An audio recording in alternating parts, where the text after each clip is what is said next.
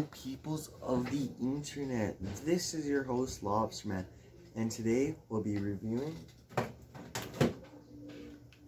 the PS1 for 2026. PS1 that I have is not the actual original PS1 that released, I'm pretty sure 1995-ish. I have the one that released in 2000 in September in North America, the PS1 Slim. That's what I like to call it, the Slim, because it's more slim, smaller, and it just says PS1. And I also got the Slim controller as well. The main difference between the actual two, I actually have both the original and the Slim. So this one has more, it's more wider. This one is more darkish gray. Well, it's probably pretty obvious, but one of the main differences I can easily tell is the original cord for this is a lot longer. I'm pretty sure the time that I used it, this one is more wider than this one. Like, why did I just say wider? Wider, sorry. Wider where, because it seems if you line them up, it seems this has more length this way. So that's the only thing I can find the difference between these two things, two controllers really. If there probably is maybe like one or two more differences. Oh yeah, there is another one where it says PS1, and this one just says PlayStation. That's all of the names I can find so far. So let's get to the games. This game is Siphon Filter. Siphon Filter is basically GoldenEye 64 at home, but I think it's better. It control is better, and I actually played GoldenEye 64.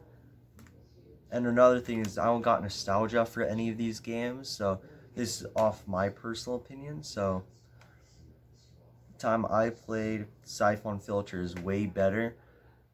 It actually has more of a story. It was really hard to follow the story in GoldenEye for me. I don't know, I played when I was like 12 or 13. I didn't beat the game. It got really hard when you got to like Bunker 2, but yeah. Second game is Metal Gear Solid. Without doubt, the best game by far on this console I've played. The story is so good. The stuff was chef's kiss. This game was so good, especially the characters. It was written well done. It's bad shit and crazy with all the bosses. The only thing I can say bad about this game is there's sometimes not enough time, like not enough spacing between the boss fights. Some of them, like between the ninja and pretty sure Psycho Mantis, those boss fights are a little bit too close. But some made sense between like Metal Gear Rex and Liquid Snake, because that made sense why they're both back to back. It made sense for the story. So, the characters. Snake, or Solid Snake, was probably one of the best protagonists ever that I've played. Like, I like how, I don't really describe.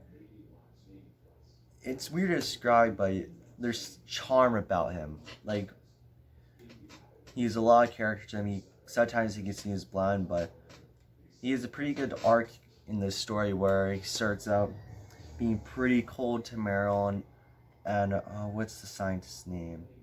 Obaton or whatever his name is. Then he starts warming up to them. Yeah. Especially that fight with Sniper Wolf, like the second fight, that one was kind of sad. This game is so well written. Another character, the three main characters like you see at the game are Meryl, Solid Snake, and that scientist guy, Obito, or whatever his name is. Meryl. If they thought Tomb Raider design was bad, they fucking had a field day with Meryl. That's my personal opinion.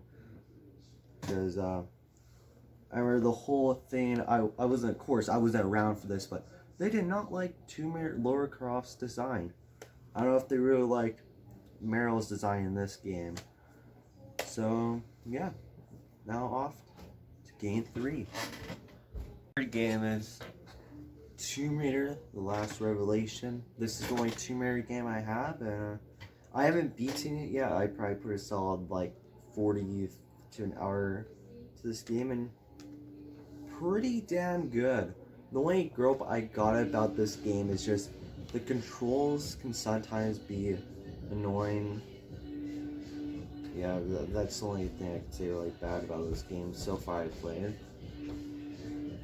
The level design is amazing though. I love how this game takes place in Egypt. That's pretty cool in my opinion. Egypt is pretty cool to like do games on if they do it right. Off to our 4th and final game. Last but not least, Crash Bandicoot.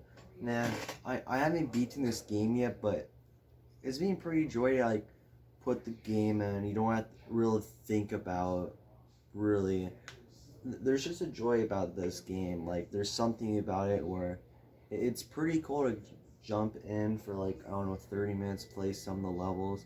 It's really fun. And it's one of the most iconic games on the system. Like the other ones I can think of are like the Resident Evil trilogy on here. There was Resident Evil Survivor, but we don't talk about that game. And Metal Gear Solid. There's probably like a couple more, like Medal of Honor. That game's a fucking classic, but I kind of already talked about that on my last review of the PS1. I really want to talk about it again, but there's a lot more good games on here. But how about let's talk about the design of the PlayStation 1. PS1 design is kind of lackluster, but it still looks pretty cool to look at, especially where the memory cards are in the controller ports. But one thing I can never get out of my head is that this shit looks like a fucking toilet. That's my only thing I got about this design. It's pretty cool, looks futuristic. I like how clean it is. Like the white, it looks pretty damn clean. Don't get me wrong, the other design where it's bigger looks cool, but I think this one looks better in my opinion. That wraps up the review for the PS1 for 2026. So, should you get the PS1? Yes, like this game console or system is one of the greatest things you can buy for retro gaming. For me, I like diving into older games. Probably the newest games I still play now are like on my PC, but like for console wise, probably like the PS3. I already did a review on that this year.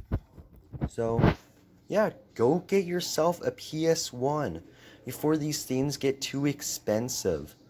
Because each day the prices keep going up on most of these consoles because it gets rarer and rarer. Like the 3DS ones cost as much as a Nintendo Switch 2 that I heard. I'm not paying like $400 for it, 3DS, but PS1, I got mine for like $70. Works perfectly fine, and yeah. So go get yourself a PS1 and have a great rest of your day. Bye bye. And make sure to like and subscribe.